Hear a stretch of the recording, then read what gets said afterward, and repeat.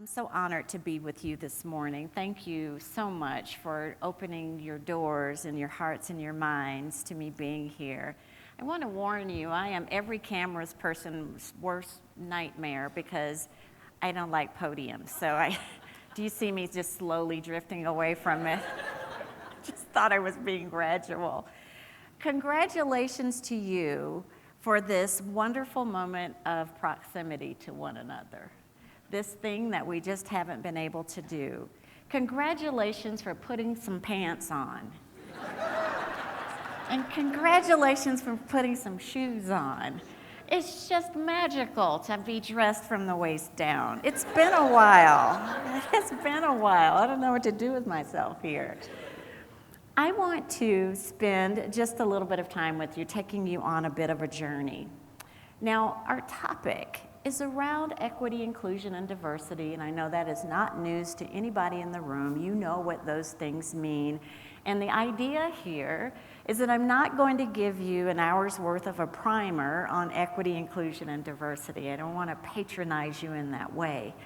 But I do want to give you some tidbits, some things that I want you to be thinking about, some things that you can apply to your journalistic work, some things that you can strategically think about in all of public media. A lot of stories I want you to hear me talk about. And I want to invite you to have some selfishness in this moment. Not often do you get someone that says, permission to be selfish. But I want to ask you to be selfish in this time with me. I want you to think about yourselves for a minute. I want you to think about your story, and I want you to not divorce yourself from being a storyteller in this topic area. We are going to talk about how to demystify this topic of equity, inclusion, and diversity. I think it's gotten more complicated than it needs to get. Yes, we have social woes and social ills and things we haven't remedied yet. I will not downplay the gravity of those things. But the reality is we've convoluted this entire topic. And now my fear is I'm not sure that we even know what we're talking about when we say equity, inclusion, and diversity. So I want to be able to pull some of that apart for you. Before we get started, I want to give you some context. I want you to know my point of view. It is a point of view. My point of view about this work comes from my upbringing. I grew up in the segregated South, and I grew up at the tail end of Jim Crow and into the civil rights movement. I grew up in one of the worst times in our history. I remember thinking, why, as a black girl, do I have to drink from this colored water fountain? I remember thinking, why, as a black girl, am I not allowed to be over there or over here? I wondered when my family integrated a neighborhood, why the white neighbors spray painted the N-word on our garage door. I want you to know at a young age, I was already contemplating why oppression. I'm clear that to understand oppression, you have to be willing to listen to things that might not be comfortable. It is not a one-way proposition. You have to have an opinion and have the capability to listen to. I learned that at a very young age. So, here's my philosophy. I believe philosophically in something that's called spaces filled with grace. Spaces filled with grace is a little different than what we mean when we say safe spaces. I know you've heard of that before. There's nothing wrong with saying safe spaces, I just don't, because I don't know what safety means for people, so I don't pretend that I do. But what I do know about is what it means to have grace, and that means you give people an opportunity to express, to storytell. You give people an opportunity to screw up, to fall down sometimes and maybe get back up. You have those experiences together, but what you don't have is a lot of judgment and critiquing of others in the process. That's what a space filled with grace is. Now, that's not everybody's jam, but it's my jam. And because it's my jam, I've learned along the way to understand what even opposing points of view, diabolically opposed to what I believe, where it's coming from. It has allowed me to hear it differently. So I wanted to share that with you, that philosophically, that's how I listen, process, and make my next moves. All of this, everything I've said, starts with our consciousness. And again, I want you to have permission to be selfish because I want you to think about not everybody else's consciousness. I want you to think about your own. So I have a guiding framework. I operate in a lot of frameworks. I have a guiding framework that I want to share with you that has really been a game changer for me around how to liberate my own thinking. It is a model called liberatory consciousness. It's done by Dr. Barbara Love. She's one of my favorite authors and researchers. And in this framing of liberatory consciousness, what she says is two things. She says, one, each of us, everybody in this room, has to admit that we are in oppressive systems. Each of us. Nobody's exempt from it. The oppressive system might treat us differently, but all of us are sitting in, leading in, participating in oppressive systems. That's the first thing she says. You got to admit it. The second thing she says is you can't continue to socialize yourselves in it to the degree that you're normalizing it. So don't normalize oppressive systems. In other words, stop saying, I just know how to operate in it, or I've figured it all out, or I know how to get around it. That's normalizing an oppressive system. So those are the two foundational things that she says in liberatory consciousness. And then the rest of the framing is, then how do we pull it off? The game changer for me starts at the very first part of this framework. She talks about us having awareness and needing to have awareness. But I want you to see what she's saying here. She's saying that we have to develop our capacity for noticing.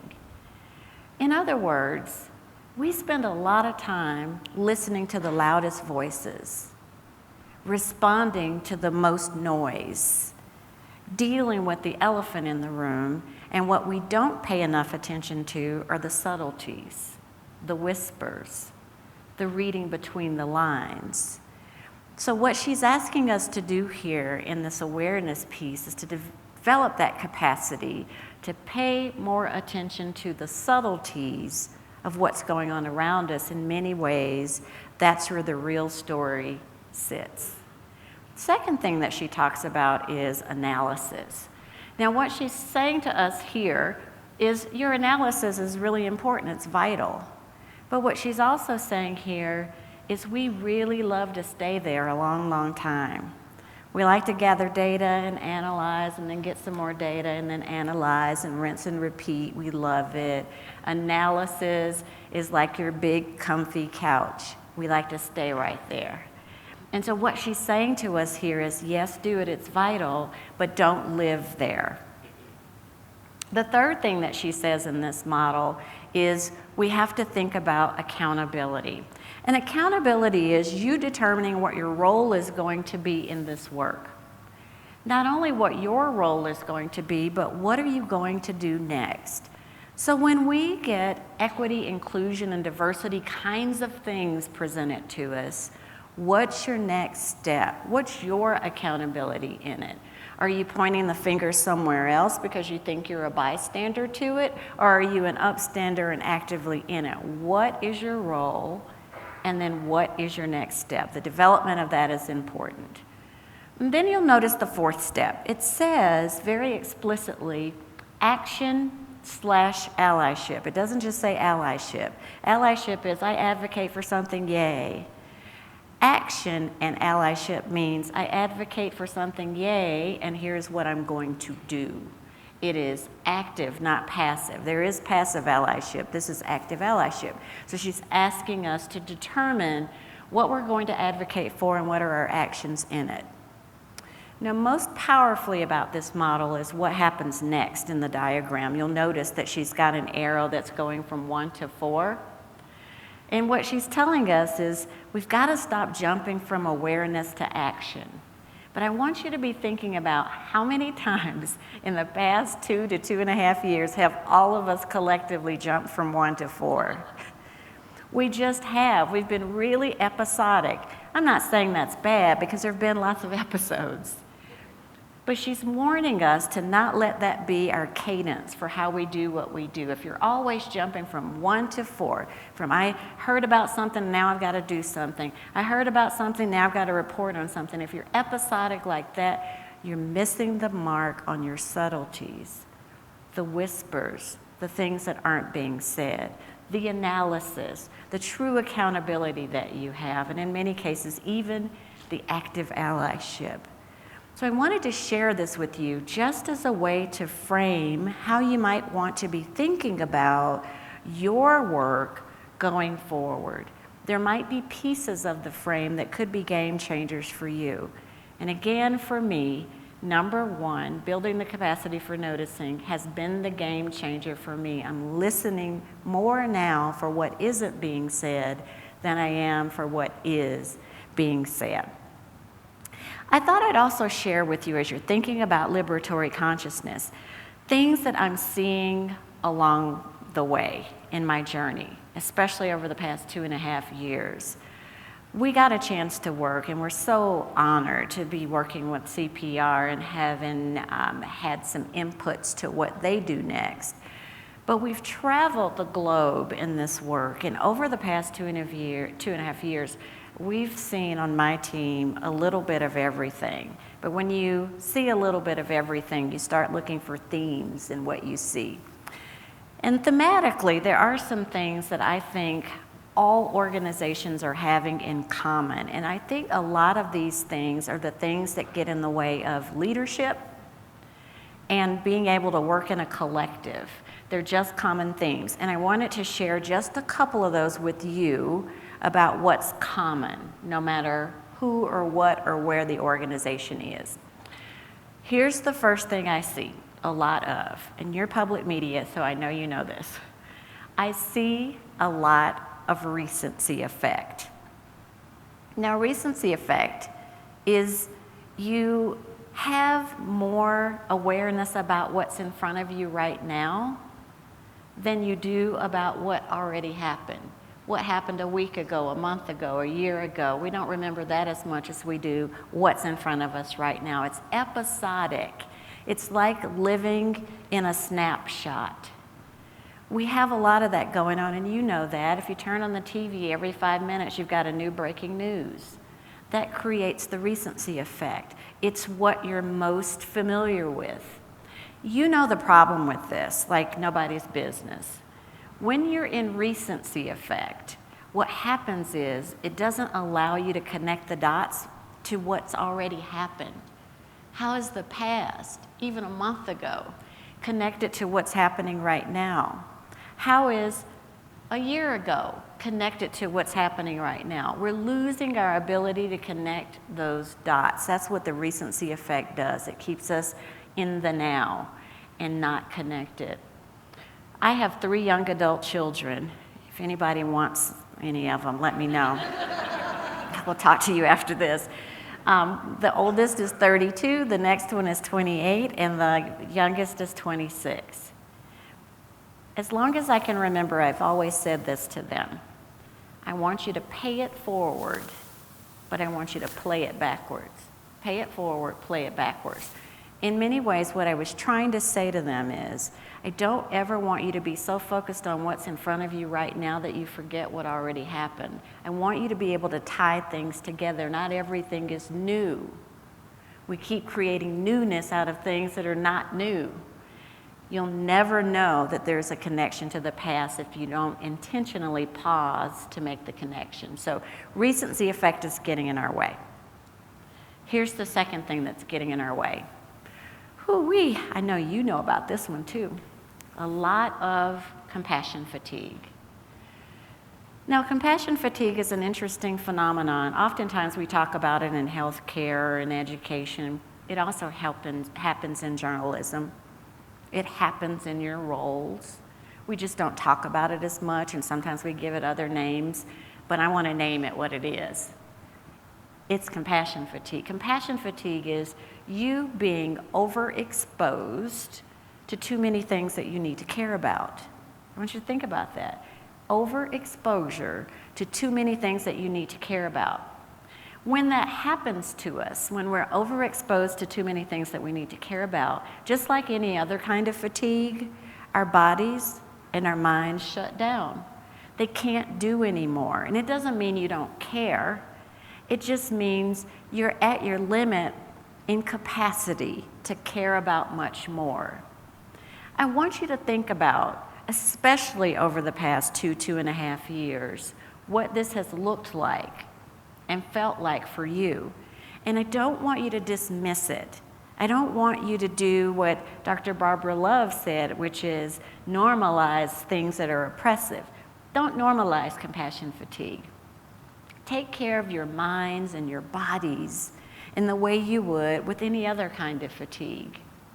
Also, remember to have grace when it comes to this, because I want to tell you that compassion fatigue is often mistaken for apathy. When we get compassion fatigue, when we can't do anymore, we shut down because we really can't do anymore, and it is easy to be judged when that happens to you. It is easy for it to look like you don't care when you can't do anymore. So have a little grace with each other around what this looks like in others, and have grace for yourself and kindness for yourself about what this looks like for you. Third thing I want to talk to you about is this one. I see this a lot, and I see it much more now than I did pre-pandemic, pre-George Floyd's murder. I see a lot of imposter syndrome. It doesn't matter who you are. I don't care how long you've been in public media. I don't care how old you are. I don't care how experienced you are. No one is exempt from imposter syndrome. It happens to all of us. So what is it? Well, it means that you have chronic self-doubt. It means that for no apparent reason, you feel less than, less credible, not smart enough. You're not the one that's supposed to be talking about this race stuff. I'm a white guy, I can't talk about this. Whatever the fill in the blank is, it's chronic self-doubt. It's that little whisper in your ear that keeps telling you you are not the one. And this is not grounded in any evidence whatsoever. That's what imposter syndrome does. I want you to know that this one is alive and well right now. It helps us to not get into the work because it actually convinces you, this whisper in your ear, that you shouldn't be in this work because you're not the right one, or you don't know enough, or you don't have the lived experience, whatever that is. Imposter syndrome is a serious business that we all have to check. Now, I'm going to tell you, I get imposter syndrome too. Sometimes I even get it when I'm getting ready to speak, and I'm a professional speaker, and imposter syndrome will happen to me sometimes right before I'm walking on the stage. It is this anxiety-inducing thing that can shut you down. But one of the things that I have learned how to do, it's cheesy, but I want to share it with you, is I've learned how to mitigate my imposter syndrome by humanizing my imposter. I gave it a name. Her name is Genevieve. Is that anybody's name in this room? Everywhere I go, please don't let there be a Genevieve in the room. If there is, I love you, Genevieve. I just don't love this one that's the imposter. But her name is Genevieve, and when I feel it, because remember, with imposter syndrome, there's a visceral reaction. You can feel it in your body when it's happening. So when I feel Genevieve's presence, I have to do something So I do this. I brush her off my shoulder in this subtle way. And that touch is a reminder to me that I need to acknowledge the presence of this thing that is not grounded in any evidence. Whatever it takes for you, don't ignore when it's present. It's a thing. It can look like this. Imposter syndrome can look like you just believing that what you know is a lot less than what everybody else knows. When the reality is you know a lot of things and other people know a lot of things. They might not be the same things, but you both know a lot of things. Or when it comes to jobs even, it can be that you really believe that you are a lot less qualified than everybody else. Nobody told you that. It's not true, but you really believe it. Or it can look like this. It can look like you just beating yourself up for things that are out of your control completely, or things people have already forgotten about or didn't care about in the first place. It is you being hyper-focused on the smallest little things for no reason. That's what imposter syndrome can look like. So far, we've got recency effect, we've got compassion fatigue, we've got imposter syndrome. All three of these are happening, and ta-da, we've got this. We still have a discomfort and confusion about why we're talking about and why we're leading with race. Now, the question is, why are we centering on and leading with race? I guess the answer is we are, but the question is the why. This is the tripping up point. Having people be able to explain why. Now, there is not one answer. Everybody in this room ought to have an answer, though. It's not a trick question. I want you to have an answer to why we are focusing on centering on race. And talk about this journalistic prowess is asking communities this same question. Why are we centering on leading with race? And to hear the broad swath of what people's answers are about this. It's everything from because George Floyd was murdered to it's something political. We've heard it all, but I think building our capacity to notice the answer to this question is important. The other thing I want you to think about, I ask you to do this right up front, is to think about your own stories in the answering of this question. What is your story around why we're centering on race? Why we're discussing and leading with race? What's your own story around that? And the reason I'm asking you to think about your own story is I think the power in answering this question for yourself has everything to do with your story. And each of us will have a different kind of a story. So I want to share a story with you to model what I'm talking about here. I think our stories, if we were willing to tell them, even in our own groups, are complex, but add all of the coloring to the story that we need to have. I want to share one with you. I'm sharing a really old picture with you here. This is a picture of my great-grandmother. My great-grandmother lived in a town called Middletown, Ohio. Are there any people from Ohio in the room? Do you know Middletown? Oh my gosh. I always think when I say Middletown, no one's going to know what that is, and then there's someone that knows what that is. It's called Middletown because it's between Dayton and Cincinnati. That's as good as it gets. But for those of you that remember the Andy Griffith Show and you remember Mayberry, in its day, Middletown was a lot like it. I loved Middletown. I spent every summer of my childhood there in Middletown, and I loved being with my great-grandma. And I loved it, for one, because she was a great storyteller. Great storyteller. But most of her stories were stories that her own mother shared with her. Her mother was born enslaved in this country, and she shared all of the stories about her lived experience being enslaved. And so then my grandmother shared all of those stories with me. Now, interestingly, I didn't learn about the institution of slavery from elementary school or from a book like most people did. Most of my learning about the institution of slavery came right at the knee of my great-grandmother and the stories that she told me. So Slavery and the institution of slavery for me was not abstract, and it was not 400 years ago. It was as recent as sitting with my great-grandmother every single summer of my childhood. That's complicated enough that I got a chance to hear those stories about my family member. The other complicating factor is the other little human being that you see in this picture. I don't know if you noticed the other person. That's Mark. Mark was my friend every summer, even during a time when we weren't supposed to be. We didn't know that.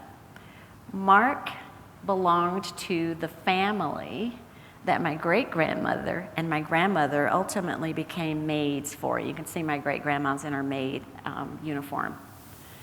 They took care of Mark. Mark's family were the original slave owners of my family. They went from slave owner to employer of my family. Now, I recognize the tangled web woven in that story that I just shared with you. I also know that I'm a rare bird because I know the family that owned my family. I want you to sit with that with me for a minute. I know the family that owned my family. And to complicate that even more, Mark and I still have a relationship today. Mark is in Ohio still, not in Middletown, and we're still in connection with one another. He's doing the very best that he can in his active allyship in justice work, and I'm doing the best that I can as well. This complicated, unlikely story between the two of us fuels both of us. It is the reason I want you to be thinking about your stories and not to exempt yourself from telling them. There could be great relevance in what your story brings to this topic of equity, inclusion, and diversity. So you have homework. Sorry. I want you to think about the 4 things I just talked about and the gravity of them all. Recency effect, compassion fatigue, imposter syndrome, this difficulty and confusion about talking about race. I want you to start thinking about how we could talk about that more to demystify some of these concepts. What will you do? How can you lead these conversations? What will you say in communities and for those that you serve to help you get at some of these as well? So that's your homework. Now, I had to give you some math, speaking of homework. So talking about diversity, inclusion, equity, and equality over hell burning up does not equal joy. I just want you to know. Joy does not come out of any of this.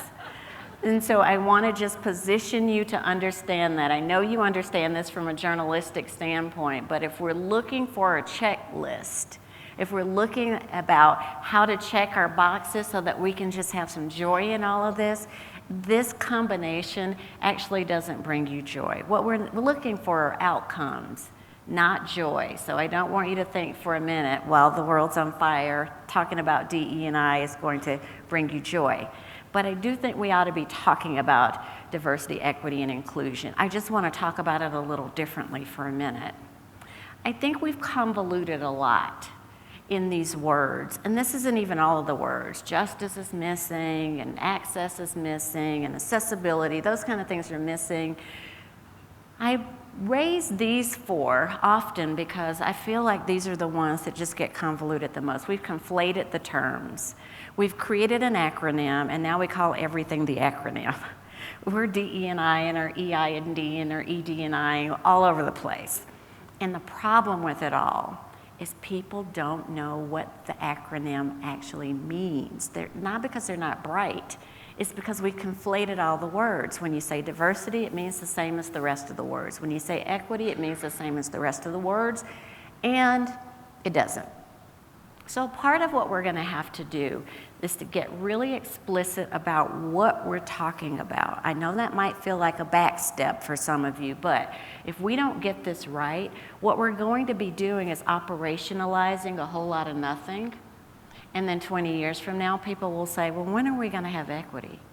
Because what they did 20 years prior was operationalize something that wasn't equity. It's because we need to tease this apart a bit.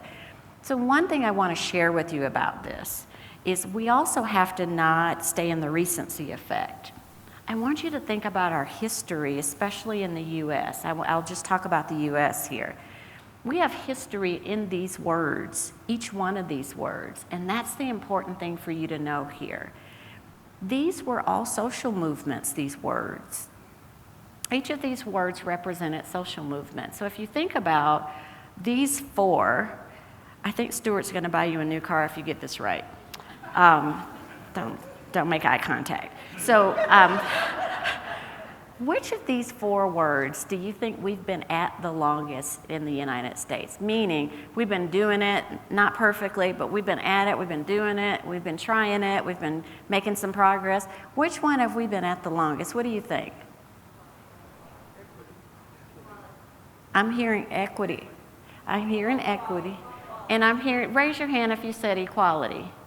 Stuart, you got a lot of cars to buy. Congratulations, all of you that said equality. Not that the rest of you are wrong, but the ones that raised their hands are the most right. So equality is what we've been at the longest. And so this is 1940s and forward, the labor movement, the civil rights movement, the women's rights movement, the gay rights movement. All of those are examples of equality movements. They were really designed to level set, to bring one group up to the same level as all the rest of the groups. We've been at that one the longest in this country, and not perfectly, and we certainly are not done, but I do want you to know we've got some history in that one. That's the practice. Now, that movement, that social movement, opened the door to the next movement. The train left the station on differences with the equality movement. It just opened the doors. And in particular, the equality movement opened the doors for Black, Indigenous, and people of color and women. That created the next movement, which was the diversity movement, 70s and 80s. Yours truly was a diversity trainer back then. It was then that all the difference was coming into spaces, workplaces, systems where we'd never seen those differences before. We saw BIPOC people going into leadership roles. We'd never seen that so much before. We saw women going into leadership roles. We hadn't seen that as much before. All of the difference was happening right there. And I want to pause right there because I think historically, that's where we started screwing up stuff. I'm just going to tell you the truth. We started going sideways right there in the diversity movement, 70s and 80s, and I want to tell you why. Sit with this one for a minute. The way we defined the word diversity was problematic. Here's what we did. We created two travesties. The travesty of what we did to white people in diversity training in the 1980s and the travesty of what we did to people of color in diversity training in the 1980s. Here's what we did. All of these big rooms like this all across the country. All we really had to do was define the word diversity. That's all we had to do. We defined the word diversity as everything that wasn't white. So if you were a white person, you just heard it wasn't you. It was us. And us heard that it was us, and it wasn't you. And I want you to think about that, multiply across the country, that we just had whole rooms of people get exempted from the definition of diversity. Okay, so we got to fix it. Those are travesties to me because what it does is it doesn't adequately define what the word diversity is. Diversity just means difference. And I say, additive to that, it's about the richness and the beauty of the differences of all of us. Everybody in this room represents diversity. If you want to talk about something in particular, then your job is to be explicit about what you mean. So what we have done is we've made diversity a synonym for race. Race is a diversity, but it is not the definition of diversity. If you want to talk about race, guess what you do? You talk about race.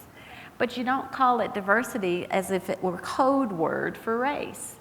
So when I walk in a room and I don't see another Black person in the room, I don't say I don't see any diversity. I actually say what I mean. I don't see another Black person in this whole room. I do, by the way, but in other situations, that's what I say. I just say what I mean. Or the same happens with gender. If I walk in a room and it's all men and I don't see another woman, I I don't say I don't see any diversity, I say what I mean. I don't see a woman in this room. The more we can be explicit about what we're talking about, you're naming the diversities that you're talking about, then we sort of remove the ambiguity from what we mean when we say diversity. So I want you to know if you're using the word diversity as coded language for race, I want you to know you didn't make it up. I want you to know where it came from historically. We were set up that way in its definition. In the 90s came this thing called inclusion. I never really understood it all that much, but I guess theoretically I do. It's really about belonging. That all this diversity is present now, and what are we supposed to do with it? Is what the inclusion movement was all about. What do you do with the diversity now? So how do people have a voice in the system? Do they have seats at the right tables? Are they a part of strategy and decision making? That's kind of what inclusion sought to do. But here's why I say it's complicated. I just don't know that you actually can have inclusion if you have inequities still sitting there at the table. I don't know that you get to belong to something while inequities are present. And so the ordering of how we started approaching this work has been problematic, which leads me to the last word, equity. Equity really is about your systems. It's not really about your heart or your mind or how you're feeling. It's about what you're committing to interrogate in your own systems, what you're committing to dismantle in your own systems, and then do it. It's systems work, it's construction work. That's where we are now. It's important to know that that's what we're attempting to do now, but I also want to just tell you some truths. Our comfort level isn't there. Our comfort level is back in the D and the I. The D and the I is easier to measure.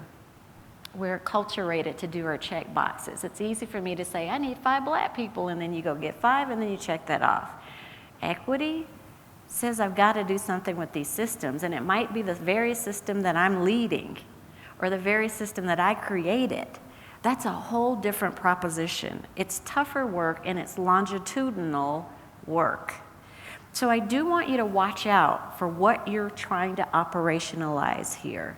Or even from a journalistic standpoint, what are you actually talking about when you're talking about these topics? What language are you using, and what are you actually trying to advance in what you're doing? So I wanted you to know a little history about that. Now, this next image is problematic on some levels, and yes, I'm showing you a problematic image, but I'm going to tell you why I'm showing it to you. There are a million of these kind of images, and my goal here is not to teach you the difference between equity and equality. My goal here is to get you to look at frame 1 about reality. It's hard to talk about equity and equality and its differences and what support systems people need without talking about reality first. There are people that have way more than they need, and there are people that are not even at ground level. So we can't forget that as one bookend to this conversation. But the other end of the bookend, the one that says justice, is really where I want to draw your attention. Whatever you want to call that, justice or equity or liberation, the point I want to make here is that image is very different than the others in that it has no boxes and it has no fence. The reality is, when you start talking about things like equity and justice, you should be concentrating on the fence. The fence is the issue. The fence is the barrier. The fence is the inequity. And we've got to start talking about that instead of the support systems and the people and how tall and short they are. We're talking about the oppressions without talking about the culprit. The fence is the culprit. So the more you can get at fence work, the better. We call it fence work in the Equity Project. And so what we want to do is to encourage you to always get into the fence work. Name the fence, the barrier, the inequity, the culprit first, before you start digging into what we need to do to help people. Go straight to the issue, the root of the problem. And we know that in your reporting, sometimes what you're reporting on is episodic. something big happened and you've got to report on it, and sometimes we know you can't get at the fence quickly that way. But for the times where you can report on something that's more strategic, where you've got time to really think about the story and you've got time to really think about what you're reporting on, here is the opportunity to get into your fence work, to go deeper in the root cause of the issue. So fence work. A couple of other things. This is really personal too for you. I put it in here because I want you to think about this. I do want you to know that each of us, in our own way, are on a journey around understanding our roles and what we're supposed to do in this equity, inclusion, and diversity work. We use the same framework with CPR, as a matter of fact, and we said this is not linear work, it's just work that sits in these concentric circles. So at some point, at the individual level or at the organizational level, you're going to be at awareness. You just are. You're going to be learning and growing, and you're going to be questioning your values and your beliefs. That's just a part of what will happen in this work. And depending on what you're working on, you'll explore in that awareness circle a lot of different things.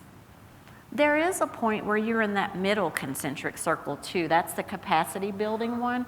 This is where your behaviors begin to change. Your norms will change, your skills will change, your communications will change. All of that will happen when you're in capacity building. And then you'll end up in that last circle too. That's the action circle. This is where you might have budget change, policy change. You'll start to see structural change happening. I raise this framework for you because just like in that liberatory consciousness model where we get stuck in analysis, awareness in this case is the other place where we can get stuck. It's the comfy couch. We like to just say, I'm reading some books and I'm learning. It's lovely, but you can't live there. I need you to close your book and get into some of these other circles. And so I want to warn you on that one because in our work at the Equity Project, we see a lot of living in the awareness bubble without moving then to capacity building and action. So I want you to just remember that all three of these things are always happening, and your role will be to just think about where you're spending most of your time. I want to go to this one too, and I know you see this in your work a lot. I've heard many people on the air talking about some of these things. Is we don't want to talk about the past. We just don't want to talk about the past. You say critical race theory or something about the history, and it's talk to the hand. I don't want to do it. We've got to figure out a way to get out of recency effect. I've raised that before. We have to connect the dots.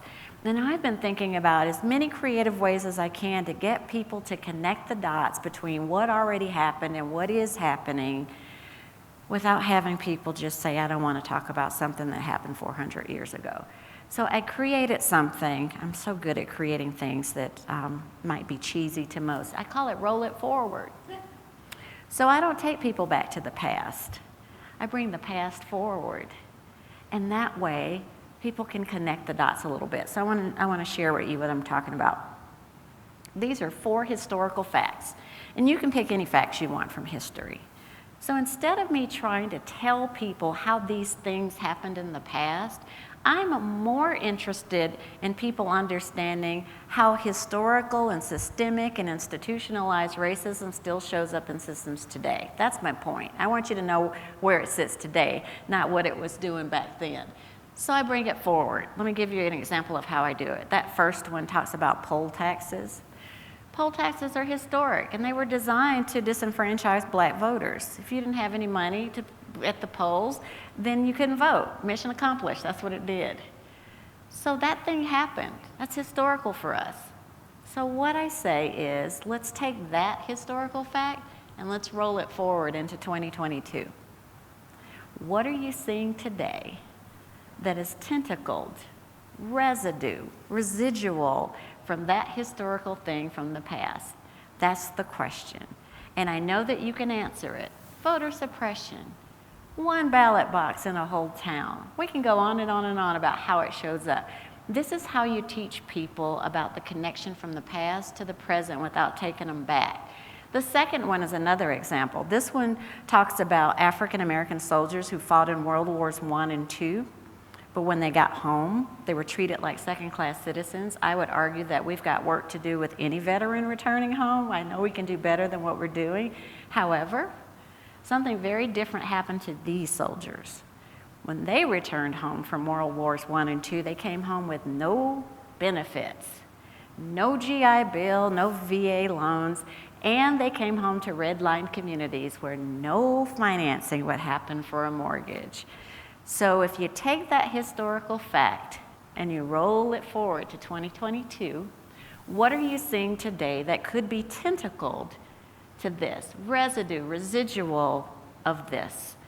And have people talk about it. And it could be a lot of things, like yet another case of disrupting generational wealth. The middle class came from home ownership. Here's a whole group of soldiers who couldn't have home ownership. We disrupted it in our own policies. Having people talk about that is important. I won't do all of them, but let me just do the last one. It's uncomfortable. It's even uncomfortable to read. Good old J. Marion Sims. J. Marion Sims is a very studied gynecologist and obstetrician. And he got to be very studied because he had a lot of prowess in surgeries. He got that expertise from practicing on the bodies of enslaved black women with no anesthesia. That's what he did. Hard to read, hard to understand, but that's what he did. Here's what's even harder to understand. Today, in 2022, there's still a pair of forceps that are used all over this country named after J. Marion Sims. That aside, roll this one forward. What are you seeing today that could be residue, tentacled, leftovers from this? All kinds of things you're probably thinking about. Infant mortality rates and all kinds of maternal mortality issues and maybe even vaccine hesitancy. This is the roll it forward process I want to invite you to be thinking about, particularly in audiences that don't want to go back to the past. It's interesting how quickly people can give you examples of tentacles and residue of these things. I've done this a million times, and in any room, in seconds, people are able to tell you exactly what the connections are. So I think our practice needs to be to continue to give people opportunities to do that. Otherwise, they're back at recency effect. So that's roll it forward. So the things I want to leave you with are this. I want you to just be thinking about everything I've said so far, but I want you to be thinking about how your own reporting, if you're doing reporting, how does it align with these words on an individual level? Again, I want you to pull the acronym apart a bit. So how does your reporting align with the word diversity? How's it reflected in diversity and what the definition of diversity is? The same with inclusion, the same with equality, the same with equity. I just want you to begin to have a little bit of a consciousness and a lens for how these words are showing up in demonstration in your journalism, to be thinking about that. Think about this too. Give yourself a little bit of a scale. I just made this one up, but it works for me. It's a 3-question scale.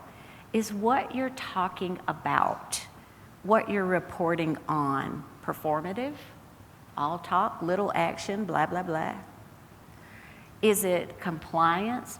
You're just doing what you've always done, saying what you've always said? Or is it strategic? It's forward thinking, it's systems thinking, it's trailblazing. This is where an equity lensed conversation actually happens. And I want you to just figure out where you're operating from on that scale and all kinds of things. In your thinking, in your journalism, and all that you do in your organization, where are you and where would you plot yourself at any given time? Now you'll notice that there is a little marker that's already plotted there.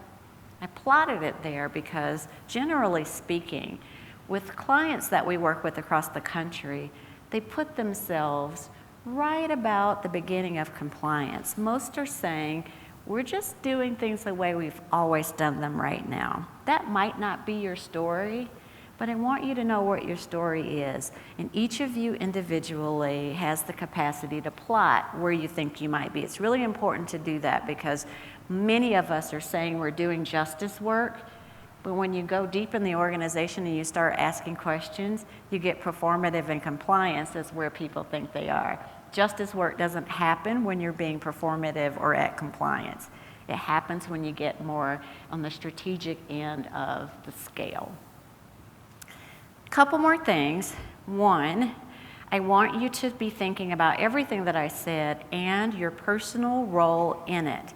And this means we've got to move ourselves from just being a bystander in this work, thinking it's somebody else that's supposed to be doing this. If some of you have a DE&I person in your team, and it's their job to do it, or it's that black guy's job to do it, or it's the people of color in the organization, it's their job to do it. We have to dismantle the notion that we have to have all of these bystanders and we got to get to upstander strategies.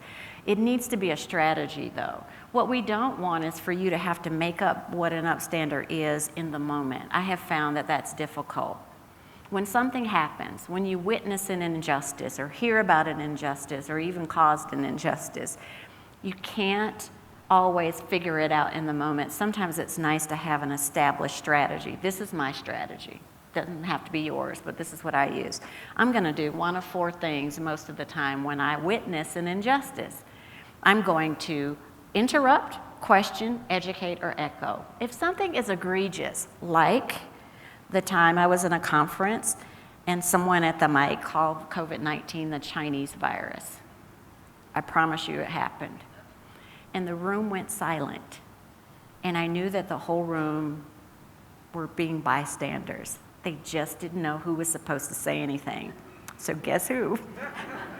Raised my little virtual hand, and I said, "Excuse me, can we just go back to what you just called the virus?" I was interrupting. It was meant to disrupt a traumatizing moment. And I did not want a room full of bystanders to let that moment and that opportunity go by. So sometimes, if it's egregious or not, you might choose interrupt as your strategy. Sometimes question is exactly what it says. Sometimes you might just need to ask additional questions. With educate, it might be that you need to fill in some blanks for people. And then with echo, it is, I'm not the upstander. Stuart was the upstander. Stuart stood up, and all I'm going to say in an echo is, thank you, Stuart, for saying something. So create a strategy for yourself. You can use this one, or you have your own, but do not let this one pass you by. We really need to do that. Lastly, I want you to think about your power.